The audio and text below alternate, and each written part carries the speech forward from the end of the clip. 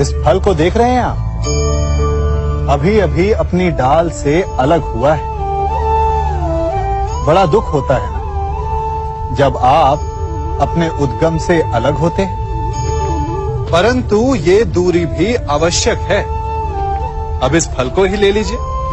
अपने जीवनदाता वृक्ष से अलग होकर ये ना केवल किसी की भूख शांत करेगा, अपितु इसके भीतर के बीज से एक नए वृक्ष का सृजन भी होगा और कई फल जन्मेंगे। सृजन की प्रतिक्रिया में पीड़ा आवश्यक है। यदि पीड़ा नहीं होगी तो सृजन नहीं होगा। पीड़ा अपने उद्गम से दूर होने, पीड़ा अपनों से दूर होने। इस फल की भांति हम मनुष्यों को भी अपने उद्गम से, अपने सगे संबंधियों से अलग होना पड़ता है और यही अलगाव एक नए सृजन को, एक नई सृष्टि को, एक नए विकास को जन्म देता है। इसलिए ऐसे अलगाव से दुखी मत होइए, उसका स्वागत कीजिए, क्योंकि ये विकास की नींव है। अपराध वो भावना है जिसके कारण संसार में सदा दुख ही व्याप्त रहता है। हम सब अपराधियों से घृणा करते हैं, उन्हें कोसते हैं, परंतु क्या कभी विचार किया है कि कोई भी जन्म से अपराधी नहीं होता? तो ऐसा क्या कारण है कि कोई इतना बुरा बन जाता है कि वो बुराई की सीमाएं ही पार कर जाए? कारण है कामना।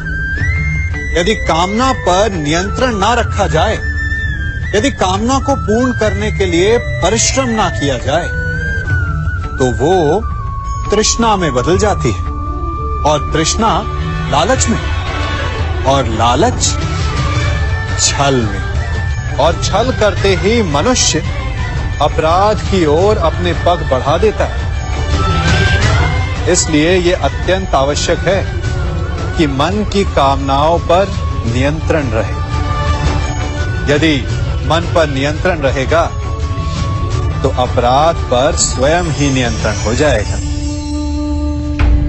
हम सबका मन करता है कि हम जीवन में ऐसे शिखर पर पहुंचे जहां हमसे ऊपर कोई ना हो, जहां हमें कुछ करने की आवश्यकता ना पड़े, है ना? कुछ लोग इस शिखर पर पहुंच भी जाते हैं, परंतु उनका मन सदा विचलित रहता है। इतनी मनोरंजक बात है ना कि जिस विश्राम को पाने के लिए हम इतनी मेहनत करते हैं, इतना परिश्रम करते हैं, वो हमें मिलता ही नहीं। कारण स्वयं सोचिए, वन का राजा होने के पश्चात भी सिंह को अखेट के लिए परिश्रम क्यों करना पड़ता है? सोचिए। मैं बताता हूं, क्योंकि राजा होने का अर्थ ये नहीं कि वो सदा सोता रहे और मृग स्वयं उसके समक्ष आकर कहेगा कि आइए महाराज, मुझे खाकर अपनी भूख मिटाइए। तो समझ लीजिए, कार्य आपके परिश्रम से संपन्न होते हैं, केवल कामना से नहीं। यदि आप नीचे हैं तो सदा स्मरण रखें कि आपका परिश्रम ही आपको ऊंचाइयों पर ले जाएगा, और यदि आप ऊंचाई पर हैं तो वहां पर भी रहने के लिए आपको निरंतर परिश्रम करते रहना होगा। अर्थात परिश्रम से मुक्ति नहीं है, क्योंकि परिश्रम ही जीवन है। सबसे अधिक महत्वपूर्ण क्या है? जीवन, या जो जीवन में पाया, यात्रा, या यात्रा पूर्ण करने के बाद पाया गया लक्ष्य, कर्म या उसके फल? बहुत ही महत्वपूर्ण परंतु विकट प्रश्न है ना? परंतु तनिक धीरज से सोचेंगे तो इसका उत्तर अधिक कठिन नहीं है। यदि जीवन यात्रा है तो उसका लक्ष्य क्या होना चाहिए? स्वयं सोचिए। मान, संतान, धन, नहीं ना। अंतिम लक्ष्य है परम आनंद, और ये अचानक से नहीं मिलता।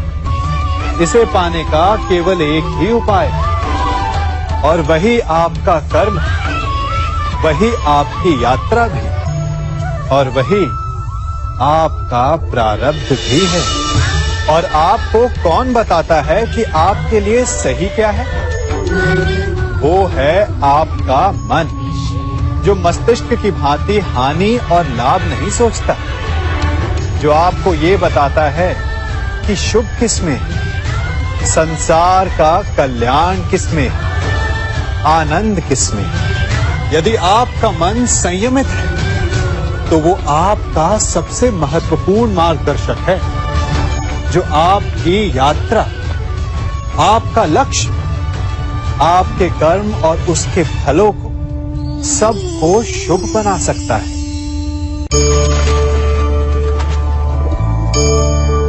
इन पक्षियों को देख रहे हैं आप?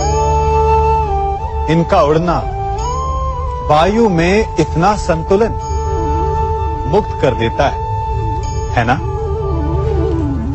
इन्हें उड़ते देख आपके मन में भी इच्छा होती होगी कि इन्हीं की भांति आप भी स्वतंत्रता से उड़ पाएं। ईर्ष्या होती है ना, जब आप इन्हें खुले आकाश में ऐसे विचरण करते देखते हैं। पर कभी सोचा है इस उड़ान को, इस स्वतंत्रता को पाने के लिए कितना परिश्रम, कितना अभ्यास किया होगा इन्होंने? आकाश में उड़ने से पूर्व धरती पर कितना गहन परिश्रम किया होगा इन्होंने। इनके माता पिता ने पहली बार जब इन्हें पंख फड़फड़ाने को उकसाया होगा तो कितनी बार गिरे होंगे। पहली बार वायु में उड़ते समय कितना भय लगा होगा इन्हें। अपनी पहली उड़ान के पश्चात धरती पर उतरते समय गिरकर कितनी चोट खाई होगी। इस उड़ान का, इस स्वतंत्रता का ये मूल है। यदि आप ये दे सकते हैं तो अवश्य आप भी इस स्वतंत्रता को पा सकते हैं। इन पक्षियों की भांति ही अपने चारों ओर जब भी आप किसी सफल मनुष्य को देखें तो उससे ईर्ष्या ना करें, उसके परिश्रम और पीड़ा को समझने का प्रयास करें जो उसने यहां तक पहुंचने में पाई है। प्रेरणा लें, प्रयास करें और स्वयं भी सफल हो जाएं।